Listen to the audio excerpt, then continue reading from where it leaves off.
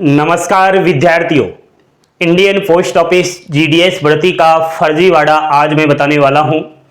बहुत तरह तरह का फर्जीवाड़ा इस भर्ती में हो रहा है। साथियों, आपने भी अगर जीडीएस भर्ती का आपसे पहले फॉर्म डाला है या फिर इस साल 2024 का फॉर्म डाला है तो मेरे ख्याल से यह वीडियो जरूर देखनी चाहिए, क्योंकि मैं हमेशा ही आपके लिए लड़ाई लड़ता हूं, आपके हक की आवाज उठाता हूं एंड जहां पर भी कहीं मुझे फर्जीवाड़ा लगता है उसको मैं पूर्ण रूप से आपके सामने उजागर भी करता हूं।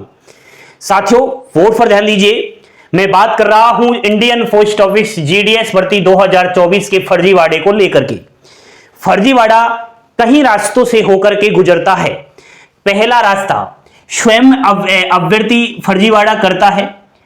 स्वयं अभ्यर्थी फर्जीवाड़ा कैसे करता है वह आपको एक अखबार की कटिंग बताऊं। इस कटिंग में साफ साफ वो बातें आपको देखने को मिल जाएंगी कि अभ्यर्थी ने किस तरीके से कहीं ना कहीं फर्जीवाड़ा किया है और ये फर्जीवाड़ा पकड़ में भी आया है। साथियों, ये खबर जो आपको अखबार की दिखाई दे रही है बोर्ड पर, इसमें दो महिलाएं हैं।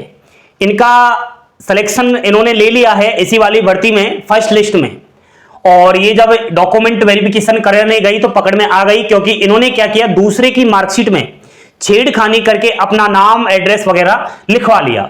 लेकिन ये पकड़ में आई तो कमेटी ने फोन किया पुलिस को कि आइए यहां पर ये फर्जीवाड़ा पकड़ में आया है। तो जहां जब तक पुलिस आई उससे पहले ये मौके से फरार हो गई। एक मामला तो यह है कि स्वयं में अभ्यर्थी करता है, अपनी मार्कशीट को फर्जी बनाता है, गलत परसेंटेज डालता है जीडीएस का फॉर्म अप्लाई करते समय। ठीक है, तमाम ऐसी विभिन्न सारी खबर है। अभी बताऊं तो बहुत लंबी वीडियो हो जाएगी, आप थोड़ा शॉर्ट में इस चीज को लीजिए। दूसरा जो फर्जीवाड़ा करने का माध्यम है वो है दोस्तों स्वयं कर्मचारी। कर्मचारी भी डिपार्टमेंट ऑफ पोस्ट का इस भर्ती के नाम पर फर्जीवाड़ा कर रहा है। कर्मचारी कैसे कर रहा है वह मैं बताऊंगा। उसके साथ साथ थर्ड नंबर का एक और इंसान है, वह है दलाल। ये दलाल भी पूर्ण रूप से सक्रिय है। ये दोनों तरफ से पैसे ले रहा है। ये एक तो बच्चों को पागल बना रहा है, इधर से पैसे ले रहा है, और दलाल कर्मचारियों के साथ भी मिला हुआ है। वो खबर भी मैं आपको बता रहा हूं। तो ये खबर बहुत ही शानदार खबर है। डाक अधीक्षक से सेटिंग कर ग्रामीण डाक सेवक की भर्ती कराने वाले 13 गिरफ्तार। आपको बता दूं कि साथियों, ये उत्तर प्रदेश से आई हुई खबर है। एक दलाल था। दलाल क्या करता था, शॉर्ट में बता देता हूं। ये वैसे भी अखबार में आपको दिखाई दे रहा है, साफ नहीं दिखाई दे तो वो टेलीग्राम चैनल पर मिल जाएगी ये खबर। दलाल बच्चों से 5 लाख रुपए लेता था और फर्जी किसी भी विश्वविद्यालय की 10वीं की मार्कशीट बनाकर बच्चों को दे देता था। और उन 5 लाख में से क्या करता था कि डाक विभाग का एक कर्मचारी भी है जो डॉक्यूमेंट वेरिफिकेशन कर रहा है, वो भी पकड़ में आया है। ये खबर में दिखाई दे रहा है आपको।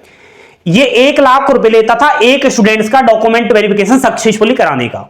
अब बताइए, ये दलाल इधर बच्चे से 5 लाख रुपए ले रहा है, इधर ये कर्मचारियों को 1 लाख रुपए दे रहा है। पूर्ण रूप से यहां पर दाल में काला हो गया। दलाल है। दूसरा दोस्तों, कर्मचारी की एक और मैं सामने बात बताऊं। कर्मचारी 2 माध्यम से फर्जीवाड़ा करता है।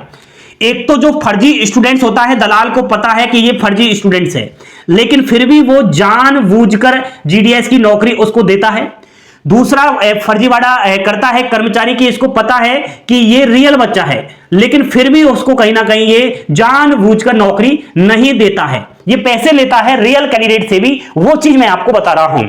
साथियों, फर्स्ट लिस्ट और सेकंड लिस्ट में सिलेक्टेड स्टूडेंट्स के मेरे पास मैसेज आ रहे हैं, बार बार कॉल आ रहे हैं। मैं किसी का नाम नहीं लूंगा।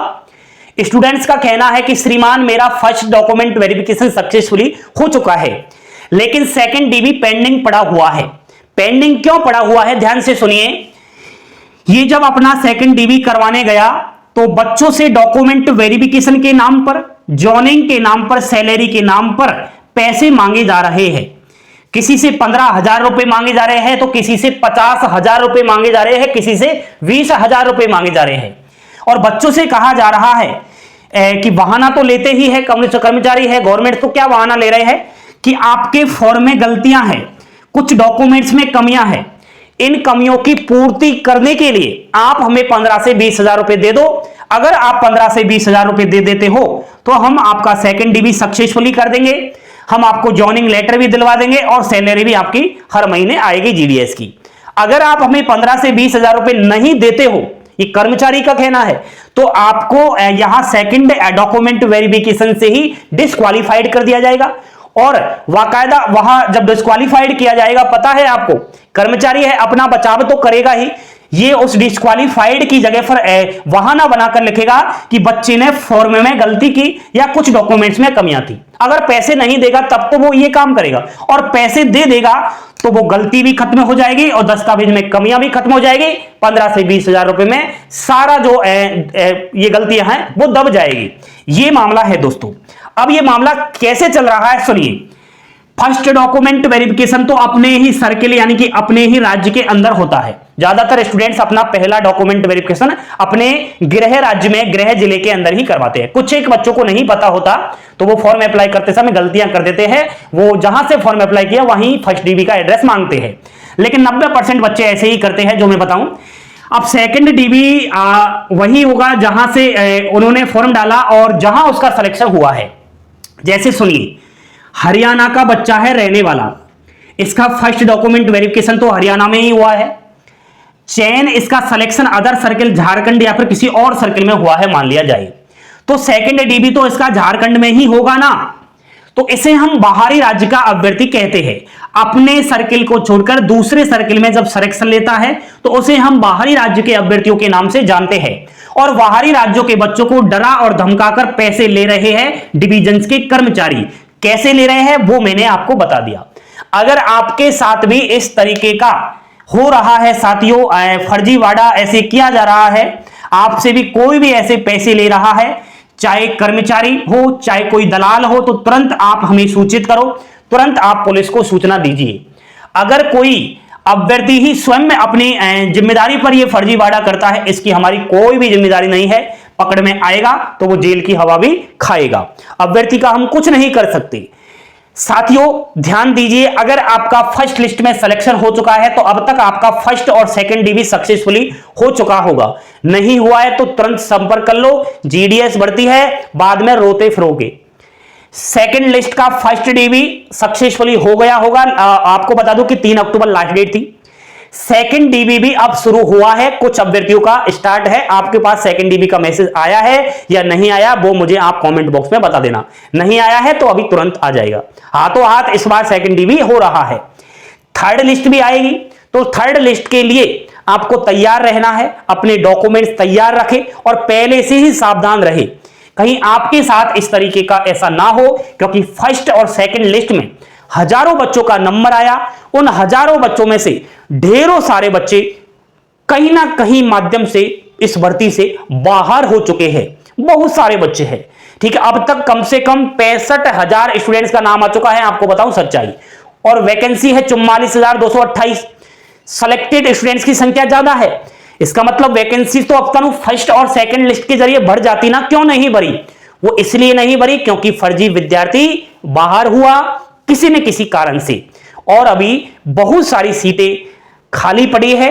44,228 सीट को भरना बहुत ही टेढ़ी खीर है। दिसंबर 2024 तक ये सीट भरनी है, क्योंकि अभी बहुत सारी लिस्ट आना बाकी है साथियों। आज ये बच्चे ने जो बताया, इसका मैं स्क्रीनशॉट भी आपको लेकर बता रहा हूं। व्हाट्सएप पर कुछ मैसेज मेरे को किए थे कि सर मेरे साथ ये हो रहा है, और मैं चाहता हूं कि कोई भी ऐसा कर रहा है तो आप डरे ना। अगर आपने कोई गलती नहीं की है तो फिर डरना किस बात का?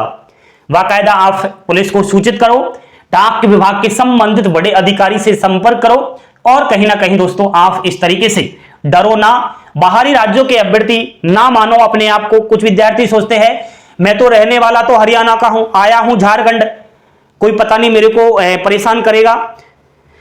पूरा देश आपका है, लोकतंत्र है, भारत देश अपना है। भारत देश की किसी भी जगह पर जाओ, स्वतंत्रता का अधिकार है। क्या बाहरी होता है यार?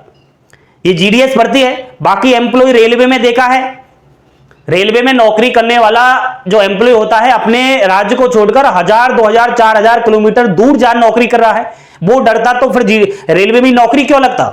पता है आपको? तो डरो ना, आप थोड़ा हिम्मत रखो। और मैं समझता हूं इस तरीके से हुआ है तो प्रूफ लाइए, आप वहां रिकॉर्डेड वीडियो बनाएं, उनकी रिकॉर्डिंग करें, कुछ भी प्रूफ मुझे दीजिए ताकि मैं आगे इस बात को रख सकूं, क्योंकि बिना प्रूफ के तो फिर कैसे मामला चलेगा। ठीक है, कोई भी अभ्यर्थी ऐसा इस बात से परेशान है, जूझ रहा है ऐसी परेशानियों से, तो साथियों आप हमारी ओर रोक लीजिए, हम आपके साथ लड़ाई लड़ने के लिए तैयार है। मैं हमेशा ये गरीब और मेहनती स्टूडेंट्स का साथी हूं। थैंक यू, धन्यवाद। बने रहे अभिषेक क्लासेस के साथ। जय हिंद, जय भारत।